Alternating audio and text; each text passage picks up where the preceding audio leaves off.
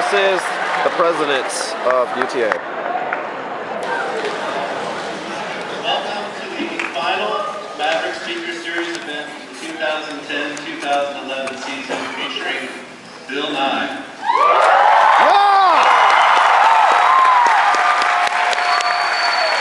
As you can see, I have a shittier seat compared to the last one, so I never had my ticket. In the Chemistry and Biochemistry Department here at UT Arlington. Well, we're certainly delighted to be joined by Mr. Nye, who's an important figure in science education, because science education is an important thing that we do here at UT Arlington. Bill Nye. Bill. Leading a program called Diversity in Science. Take a look at this. Bill. Which raises awareness of the need for more science. Enough of that. And provides teachers with tools that will help them reach out to students from all walks of life. We hope that the lessons we provide through Discus and in other ways will help students be more engaged and will increase their understanding and interest in science. So my phone dream. Although we have a good number of school groups with us tonight, Look the at numbers this. show that fewer and fewer Americans are interested in science. Ooh, what? So that's pretty cool. He's won 7 Emmys, and the show's won 28. That's pretty cool. I'll put this in the description. Just everything on here I'm going to put in this. Yes, it's going to be long, so I don't care.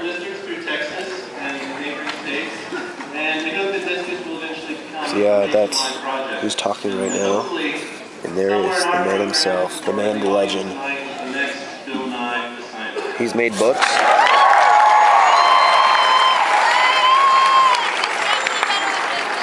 That is the... So as scientists, one of the things we do on the road to discovery is ask good questions. And that's why Mine sucked. That tonight Bill Nye is going to be answering questions from the audience. So if you'd like to ask him a question, please come down to one of the microphones in the 2 center aisles at Wow, the end of the that talk. excludes us. And we'll take as many questions as time permits. What about the people in the balcony?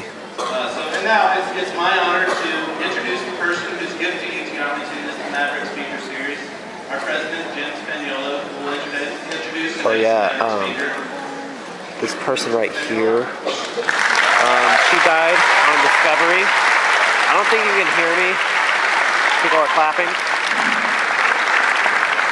But yeah, the Discovery, that shuttle that crashed. We got a She great died. group here tonight. This may be the largest group ever to witness a Maverick Speaker Series speaker. I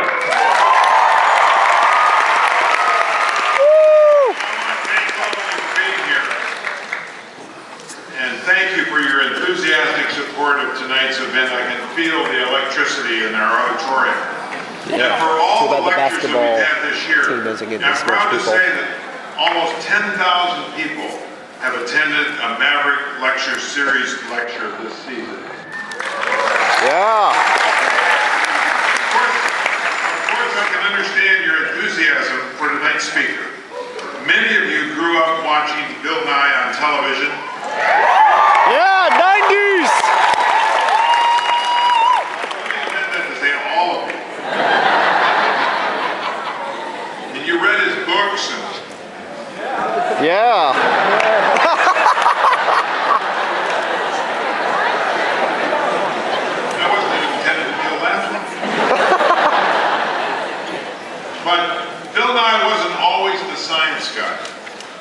In fact, early in his career, he was a sketch comedian on a local Seattle-based television program called Seattle Almost Live. Anybody seen that? And one of his recurring Go characters Texas.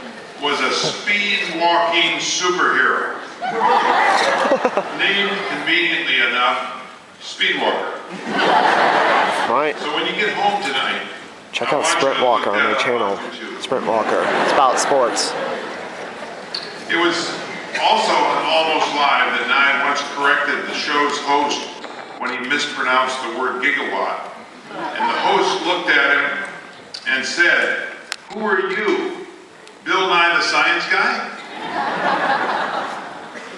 And the rest is history. Now Unfortunately. that question into a popular television show that garnered 28 Emmy Awards. 28. 28.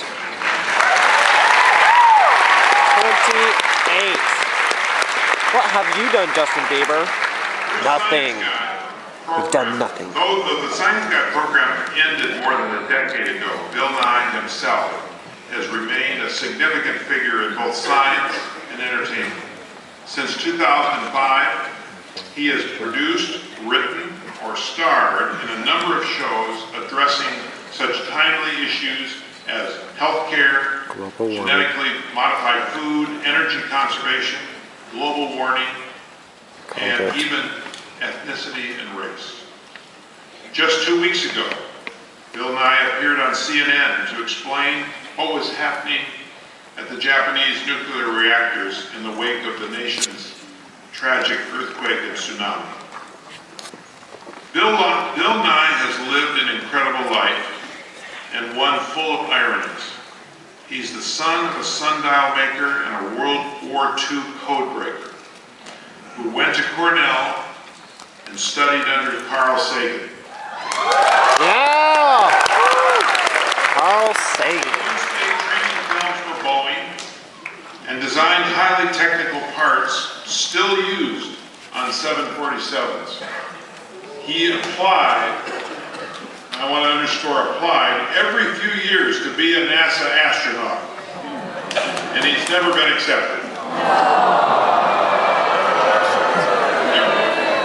He's had more important work to do.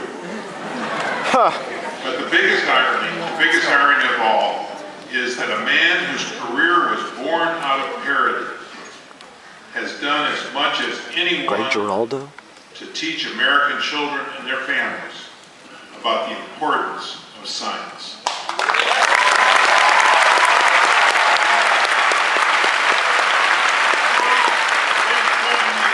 Giving a huge maverick welcome to Bill Nye the Science Guy.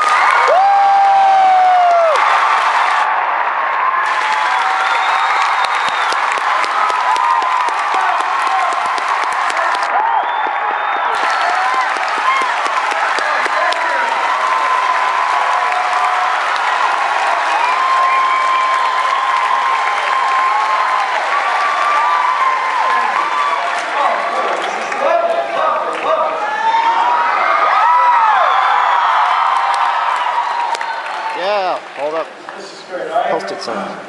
Was really excited about this until a few minutes ago. One of you came up to me and said, "Bill Nye, your real name," at this reception. And I said, "Well, it's William Nye." And she said, "Well, why did you change it?" I get a little concerned. So. It's all good. Yeah, I'm kidding. It's a joke. It's good to see you all. Greetings, Mavericks.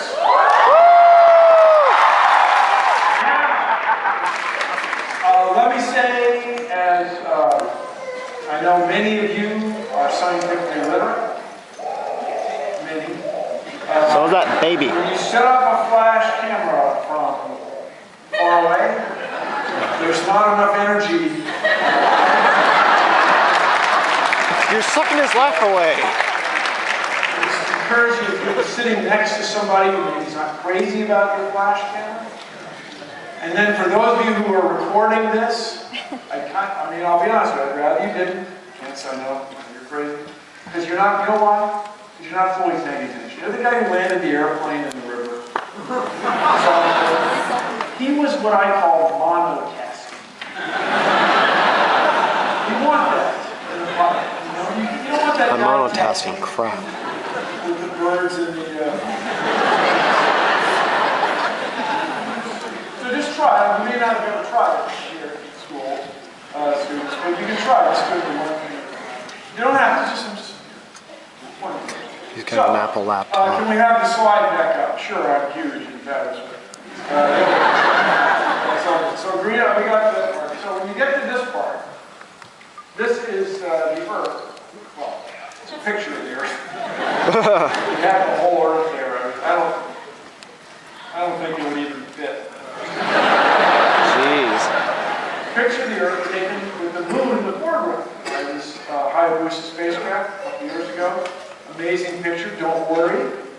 Japanese tradition. It is high def. And when you guys, when people nowadays look at this picture, it's routine. There's nothing to it. Fabulous. There's a picture of the Earth. Carrots, great. Well, notice a couple things. First of all, the Earth is astonishingly spherical. The other thing is, in this picture, you really can't see the atmosphere. I mean, you're kind of taking my word for it that there's an atmosphere. But the atmosphere turns out to be very important. I, for example, breathe most of the time. Well, used to it. I mean, I don't think I can stop, really. But because these pictures are so much a part of your everyday experience, I'd like to call you guys the space generation. Yeah. I can actually see on this camera better than my eyes. You know what you have to do to be in the space generation? It's not that hard. You have to be born after the 4th of October, 1957. You guys pulled that off. There you go. Wow, I can actually see a lot better on this camera. That's Look when at that. Sputnik, See it way better on the camera. The Soviet Union, the Russian Space Agency put this spacecraft in orbit, and it I changed can't the really world. see it. Changed the world. People realized that you could put stuff in low Earth orbit. Physics was true on a whole other level. And people got quite concerned about the ultimate high ground, outer space. Like, you could put that up there, you could put weapons up there, and the world's changing.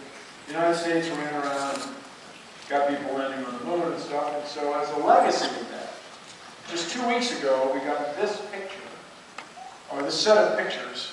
And this was taken by the Messenger spacecraft. Messenger spacecraft is now in orbit around the planet Mercury. Messenger, Mercury, huh? Mercury with me?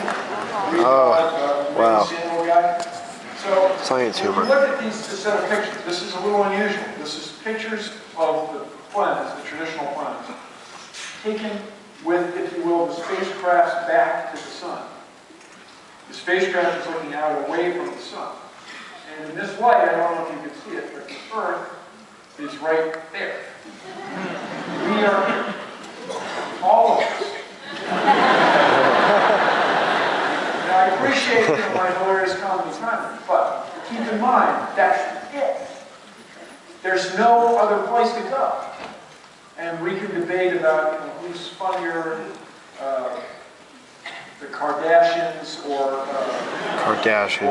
Justin Bieber, say it. 2.5 Men. Wow.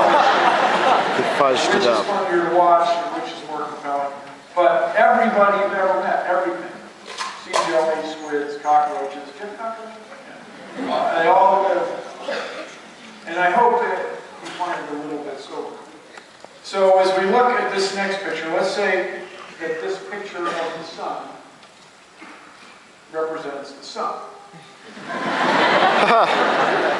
Then the Earth, for those of you who are not astronomically savvy and hip, is 1 AU, 1 astronomical unit from the sun. AU, that's right. Hey, you. 1 astronomical Sun. unit. That's the Clean average your trash. distance from the Earth to the sun. People agreed on a number. It's very handy when you're measuring the distances of planets from stars. So we have the Earth here at 1 astronomical unit. Mars is 2.5. Mercury, our good friend, is just at 40%, 0.4 astronomical units. And Venus is there at 0.7. Now notice that although these planets are, in astronomical terms, about the same distance from the star, the sun, because in astronomy, 2.5, 1, 0.7, that's close enough. 0.4, that's like 0. That's close. Mercury won't exist. So, but notice that from a human's point of view, or unintended human standpoint, these places are quite different. Mars is cold. It's so cold.